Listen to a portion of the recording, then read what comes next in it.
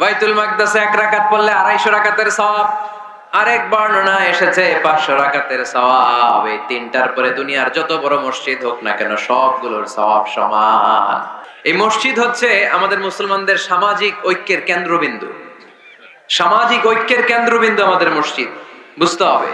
এটা খ্রিস্টানদের চার্চের মতো, এটা ইহুদিদের সিনাগগের মতো, এটা শিখদের গুরুদুয়ারার মতো গতানুগতিক কোনো ইবাদত গাহ বা উপাসনা কেন্দ্র নয়।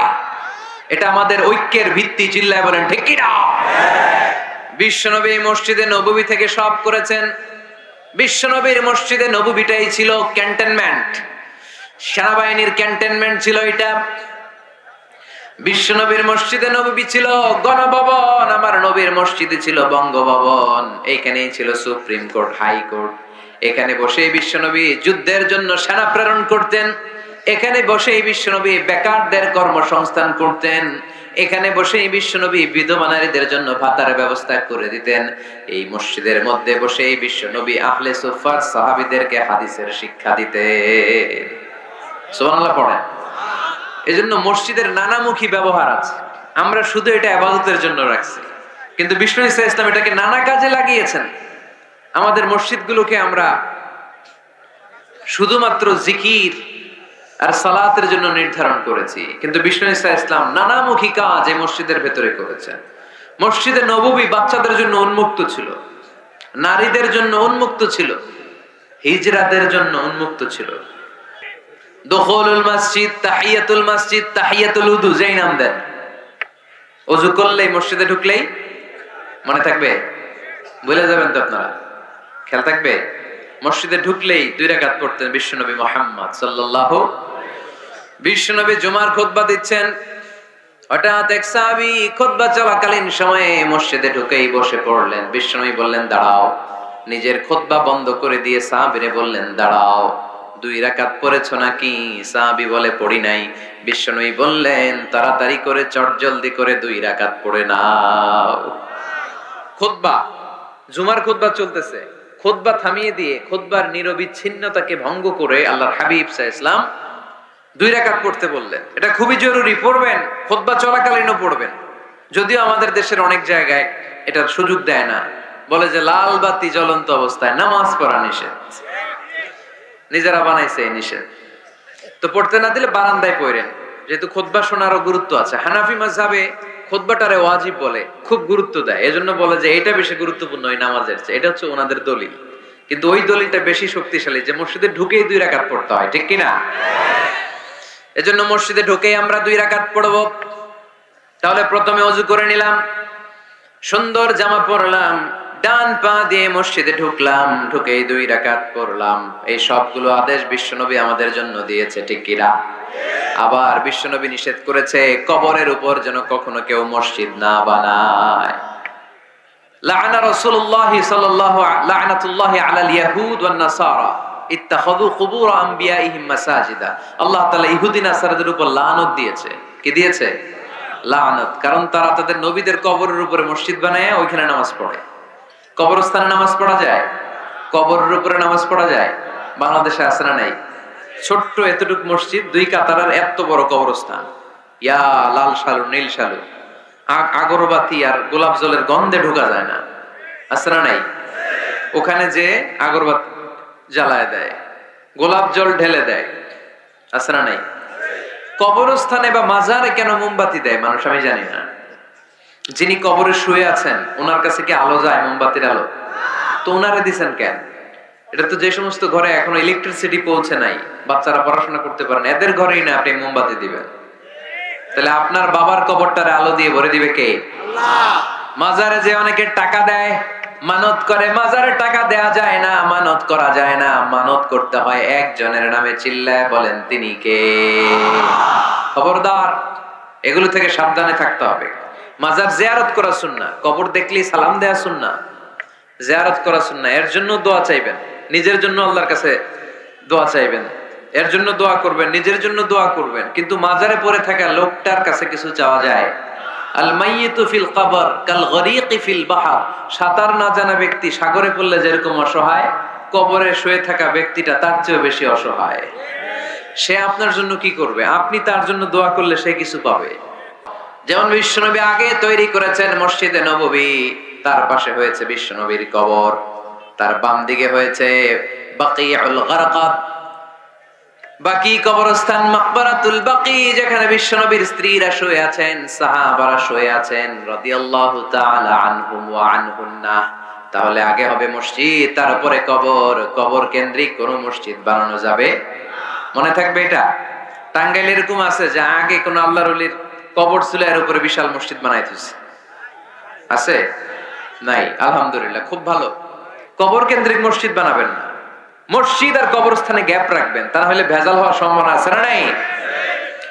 এরপরে বিশ্বনবী মসজিদকে ক্লিন রাখতে বলেছেন।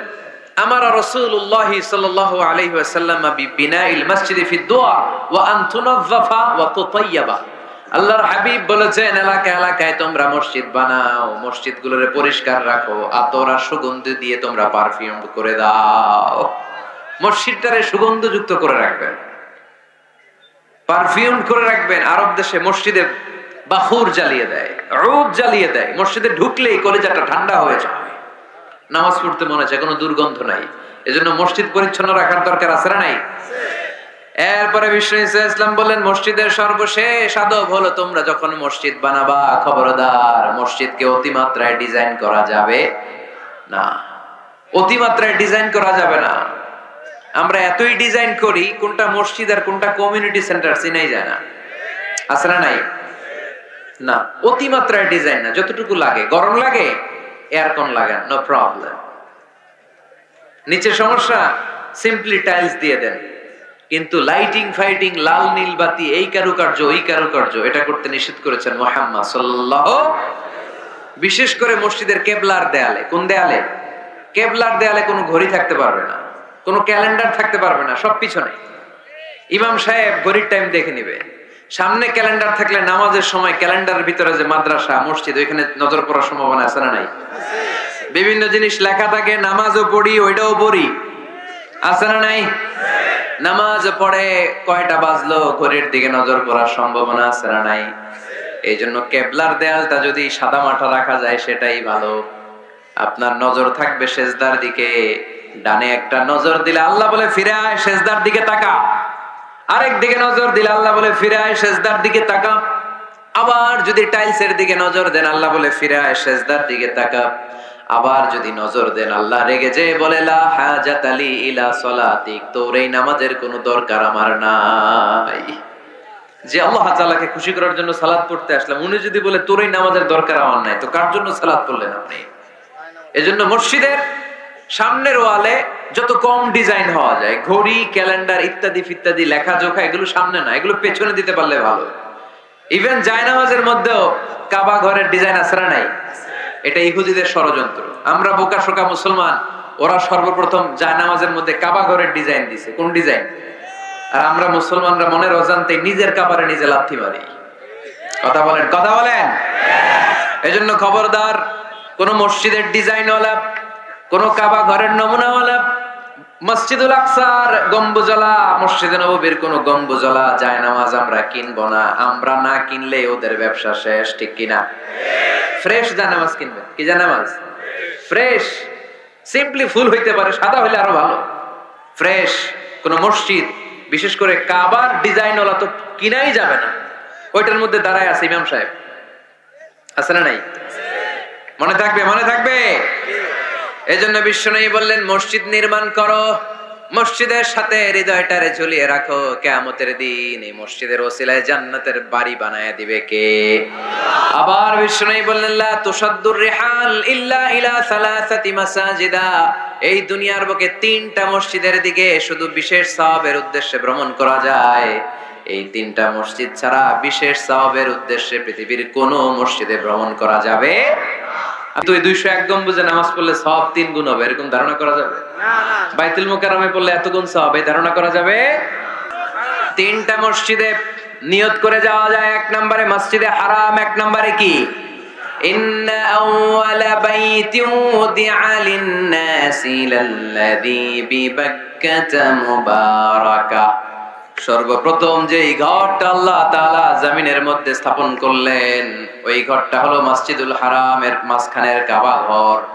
এই ঘরটা অবস্থিত যেই শহরের মধ্যে, শহরের নাম বাক্কা, এখনকার নাম মক্কা। সুবহানাল্লাহ পড়েন। মক্কার আগের নাম বাক্কা। কোরআনে বাক্কার কথা আছে, এবং হজ উমরা করতে গেলে দেখবেন যে অনেক হোটেল আছে, হোটেলের নাম ফুন্দুক বাক্কা। ফুন্দুক বাক্কা মানে বাক্কা হোটেল। মক্কার আগের নাম কি? বাক্কা।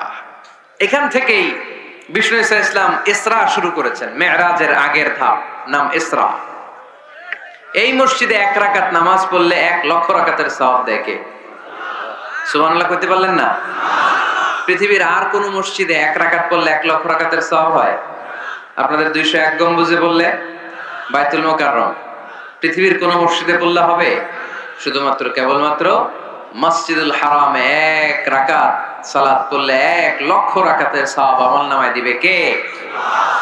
এজন্য আল্লাহ বললেন, ওখানে যাও, হাইসুমা তুয়াল্লু ফাওয়াল্লু ওজুহাকুম শাতরা, যেখানে যাইবা, দুনিয়ার যেখানেই থাকো না কেন, কাবা ঘরের দিকে হয়ে নামাজ পড়াকে আবশ্যক করেছে কে? পৃথিবীর যেখানেই যান, কোন দিকে হয়ে নামাজ পড়বেন? কাবা, টু দ্য ডাইরেকশন অফ কিবলা। আপনি অবাক হবেন, অস্ট্রেলিয়ায় একটা শহর আছে সিডনি। এই সিডনি শহরে একটা জঙ্গল আছে, এই জঙ্গলে একটা গাছ আছে, যে গাছটা মানুষের মতো রুকু করে আছে, টু দ্য ডাইরেকশন অফ কিবলা, তাও কিবলামুখী হয়ে। পত্রিকার কাটিং দেখেছেন না আপনারা? অনেক ক্যালেন্ডারেও আছে। গাছ, ইউটিউবে দেখেছেন, গাছ রুকু করে আছে, টু দ্য ডাইরেকশন অফ কিবলা, কিবলামুখী হয়ে, মানুষের মতো। সুবহানাল্লাহ পড়ে। তাহলে এই মসজিদ এমন মসজিদ, এই মসজিদে 1 রাকাত সালাত পড়লে 1 লক্ষ রাকাতের সওয়াব হয়ে যায়। এই মসজিদ এমন মসজিদ, যেই মসজিদের মাঝখানে একটা ঘর আছে, ঘরটার নাম বাইতুল্লাহ। প্রতিনিয়ত এই ঘরের উপর 120টা রহমত নাজিল করে কে? সিত্তুন আলিত তাইফিন, 60টা রহমত নাজিল হয় যারা কাবা ঘরের চারদিকে তাওয়াফ করতে থাকে। আরবাঈন লিল মুসাল্লিন, 40টা রহমত নাজিল হয় যারা কাবা ঘরের চারদিকে নামাজ পড়তে থাকে। 20 লিন নাযিরিন ইলাল কাবা, বাকি 20টা সওয়াব নাজিল হয় যারা শুধু কাবা ঘরের দিকে তাকিয়ে থাকে। কাবা ঘরের দিকে তাকিয়ে থাকলে সওয়াব। সুবহানাল্লাহ বললেন না? আন-নাযার ইলাল কাবা, 3 জিনিসের দিকে তাকালেই সওয়াব। কয় জিনিস? জোরে বলেন। 1 নাম্বার আন-নাযার ইলাল মুসহাফ, কোরআনের দিকে তাকালেই সওয়াব, পড়া লাগবে না, পড়লে তো সওয়াব আছে, তাকানো মাত্রই। 2 নাম্বার আন-নাযার ইলা ওয়াজহিল ওয়ালিদাইন, মা বাবার চেহারা। মা বাবার খেদমত করলে তো সওয়াব আছেই, টাকা দিলে তো সওয়াব আছেই, কিন্তু মা বাবার চেহারার নজরের দিকে যদি রহমতের নজরে একবার তাকান, একটা কবুল হজ করলে যেই সওয়াব, ওই সওয়াব আমল নামাই দিবে কে? মা বাবা এমন জিনিস আমরা চিনলাম না। আমরা পীর সাহেবের দরবারে লাউ নিয়ে যাই আর গান গাই, সাদের লাউ বানাইলে মরে, আগা খাইলাম, ডগা খাইলাম, খাইলাম না ডুগডুগি না।